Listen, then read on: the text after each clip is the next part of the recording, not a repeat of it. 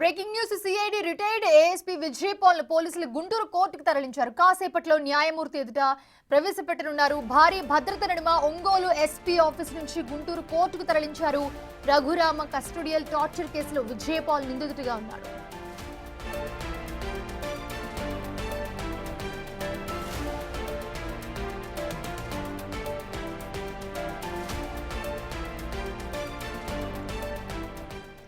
Vijay Paul ను గుంటూరు కోర్టుకు తరలిస్తున్న దృశ్యాలు అయితే ప్రస్తుతం మనం బిగ్ జీవీ స్క్రీన్ మీద చూస్తూ ఉన్నాము. మరి కాసేపట్లో న్యాయమూర్తి ఎదుట ఆయన ప్రవేశపెట్టే అవకాశం కూడా కనిపిస్తూ ఉంది మనకి. భారీ భద్రత నడుమైతే ఒంగోలు ఎస్పీ ఆఫీస్ నుంచి గుంటూరుకు కోర్టుకు అయితే తరలించారు. ఆ తరలిస్తూ ఉన్న దృశ్యాలు కూడా మనం భారీ భద్రతా నడుమ పోలీసులందరూ కూడా అలర్ట్గా ఉండి తీసుకెళ్తున్న దృశ్యాలు అయితే మనం బిగ్ జీవీ స్క్రీన్ మీద చూస్తూ ఉన్నాము.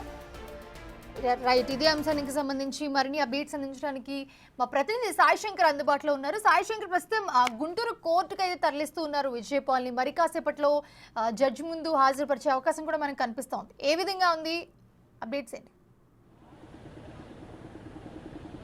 మౌనిషా, విజయ్ పాల్ని కొద్దిసేపటి క్రితమే గుంటూరు జిల్లా కోర్టుకు తీసుకొని రావడం జరిగింది. ప్రొబిషన్ అండ్ ఎక్స్చేంజ్ న్యాయమూర్తి ముందు ఆయన్ని మరికొద్దిసేపట్లో హాజరుపరిచే అవకాశాలు ఉన్నాయి. యాక్చువల్గా మామూలు కేసు నమోదైంది నగరంపాలెం పోలీస్ పరిధిలో కాబట్టి ఆయన్ని మొబైల్ కోర్టులో హాజరుపరచాలి. అయితే మొబైల్ కోర్టుకు సంబంధించినటువంటి న్యాయమూర్తి ఈరోజు ట్రైనింగ్లో ఉన్నటువంటి నేపథ్యంలో ఎక్స్చేంజ్ ప్రొబిషన్ న్యాయమూర్తిని హాజరుపరుతున్నట్లు కూడా తెలుస్తుంది. అయితే ఇప్పుడు ప్రస్తుతం కోర్టుకులో ఆయన ఉన్నారు. విజయపాల్కు సంబంధించి కేసుకు సంబంధించినటువంటి రికార్డ్స్ ఏవైతే ఉన్నాయో వాటన్నిటిని కూడా కోర్టుకు సంబంధించినటువంటి సిబ్బంది అయితే పరిశీలిస్తున్నటువంటి పరిస్థితి ఉంది.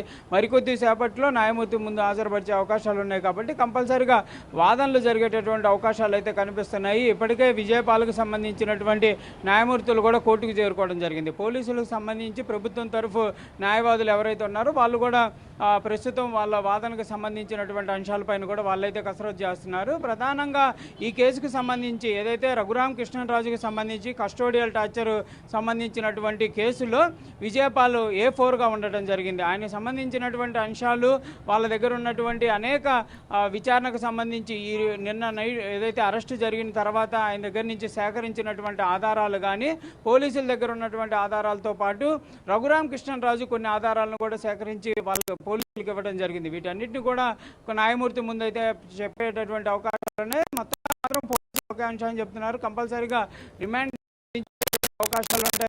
ఈ కేసుకు సంబంధించినటువంటి అన్ని ఎవిడెన్స్లను అయితే మేము ప్రొడ్యూస్ చేస్తున్నాం అనే విధంగా కూడా పోలీసులు అయితే చెప్తున్నటువంటి పరిస్థితి ఉంది. అయితే ఏఎస్పీ స్థాయి అధికారి మాజీ ఏఎస్పీగా పనిచేసినటువంటి అధికారి కాబట్టి పూర్తి స్థాయిలో బందోబస్తును అయితే పెద్ద ఎత్తున కూడా పోలీసులు అయితే ఏర్పాటు చేశారనే విధంగా చెప్పొచ్చు. ఎక్కడా కూడా ఎలాంటి సంఘటన జరగకుండా కూడా చర్యలు తీసుకుంటున్నట్లు కూడా అధికారులు చెప్తున్నారు. మొత్తం 4 DSPలు ఒక ఏఎస్పీ స్థాయి అధికారులు స్థాయిలో అయితే బందోబస్తును చూస్తున్నారు. ఇంటెలిజెన్స్ DSP కూడా ఇక్కడ ఉండి ప్రతి క్షణం కూడా ఈ కేసుకు సంబంధించినటువంటి అప్డేట్స్ను అయితే పరిశీలిస్తున్నటువంటి పరిస్థితి. ఈ కేసుకు సంబంధించినటువంటి అంశంలో మొదటి వ్యక్తిగా A4కు సంబంధించి విజయపాల్ అరెస్టుతో ఈ కేసు ఇక మరింత దూకుడుగా ముందుకు వెళ్ళేటటువంటి అవకాశాలు ఉన్నట్లు కూడా పోలీసు వర్గాల్లో కూడా చర్చ జరుగుతున్నటువంటి పరిస్థితులు అయితే కనిపిస్తున్నాయి.